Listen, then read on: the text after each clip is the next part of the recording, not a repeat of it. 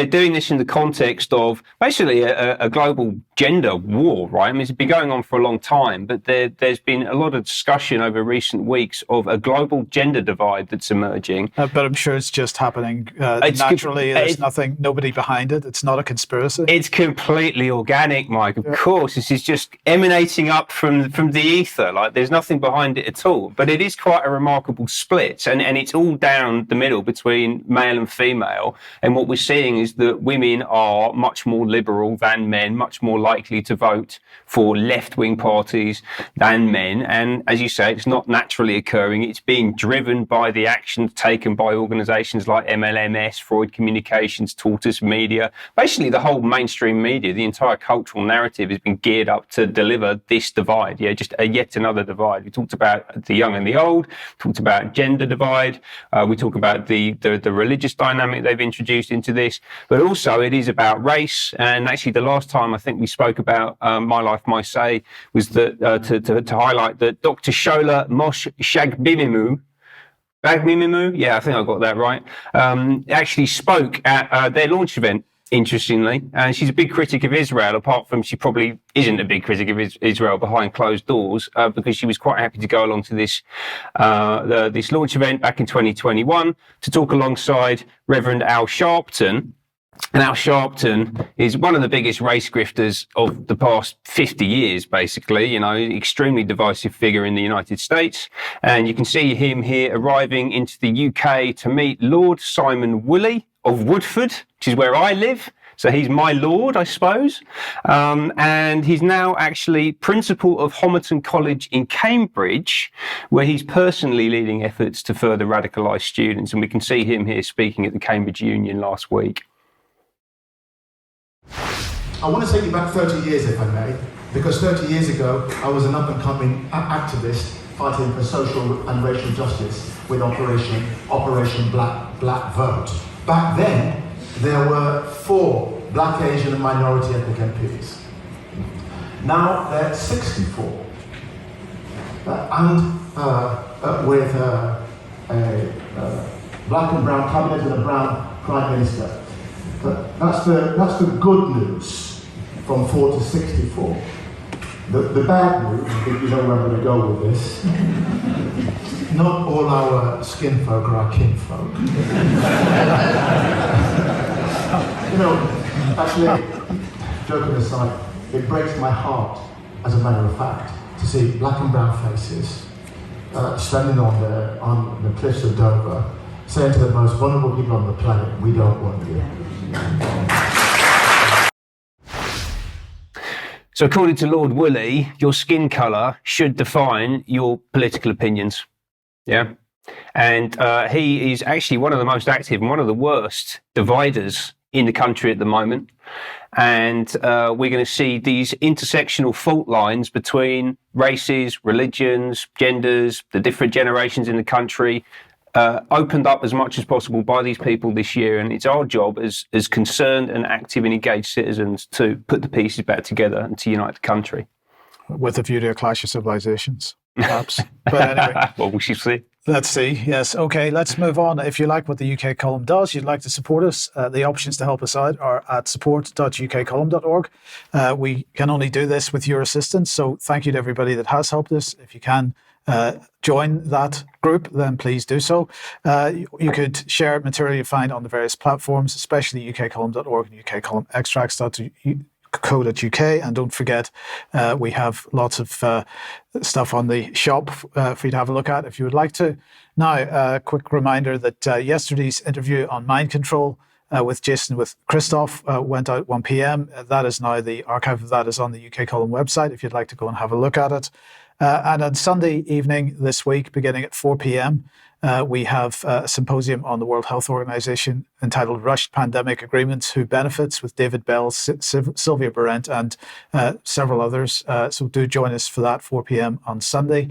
And then the talk that I'm contributing to in Staining in Southeast England, that's 10:30 a.m. Saturday the 11th of May 2024. Sandy Adams will be speaking at that. That's called Western Empire and the Great Reset. If you can join us there, it's a £5 on the door.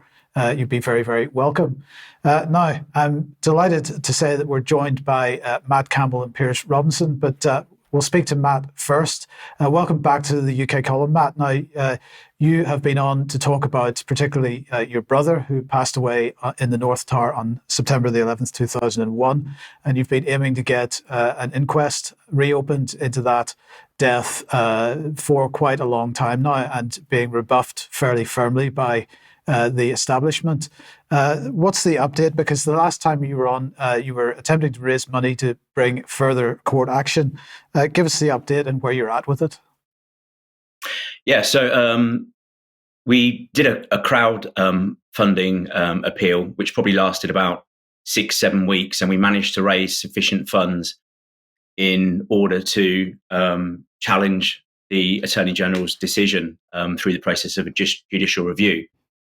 So we had a deadline of the 3rd of April to submit the file and apply for judicial review, which we made. Because it's actually quite a complicated case and there's a lot of supporting documents, we are actually still in the process of filing additional documents. So that should be finished next week. And then the Attorney General has about 3 weeks to respond as to whether they are going to, stand by their decision and let the court make a decision as to whether judicial review hearing would be held.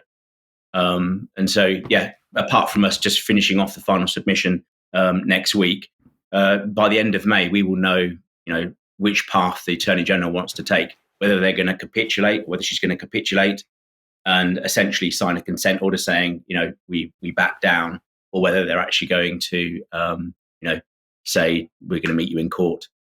So that's where we're at right now. Yeah. And so where does that decision lie? Is if it's the Attorney General's decision to decide how to act, and depending on how she reacts, it will then go to court for judicial review. Can she block that process? No. So essentially, because we filed at court, and we will complete the filing next week. They have to, within 21 days, do what's called an acknowledgement of service, which is essentially if they wish to meet us in court, as it were, they have to respond with their own grounds as to why they think their decision that they made to deny the reopening my brother's inquest was a lawful one. At that point, it's then in the High Court's moment for them to make the decision as to whether we are actually able to judicially review the decision that the Attorney General's made. So it is a kind of two-step process at the moment, which is, once we finish the filing, the Attorney General is going to make a decision as to whether to just, throw the towel in, or whether she's actually going to, meet us in court potentially. And that's, I said, if the High Court judges agree that the decision can be judicially reviewed. And so if that agreement is made and you do get to go to judicial review, how long will that process take? My understanding is from when the Attorney General responds with the acknowledgement of service and they submit their own grounds, we're talking probably a couple of months for the High Court to make a decision as to whether the judicial review would go ahead or not. And if it was to go ahead, they would set a hearing date, which would probably be another 2 months down the line from that point. So we're probably talking about, if a hearing's to go ahead, you're probably talking about sort of September timeframe, which oddly enough, obviously, is going to be around the anniversary time. Right. And in the judicial review process itself, would you be required to present some of the new evidence that you feel needs to be heard in the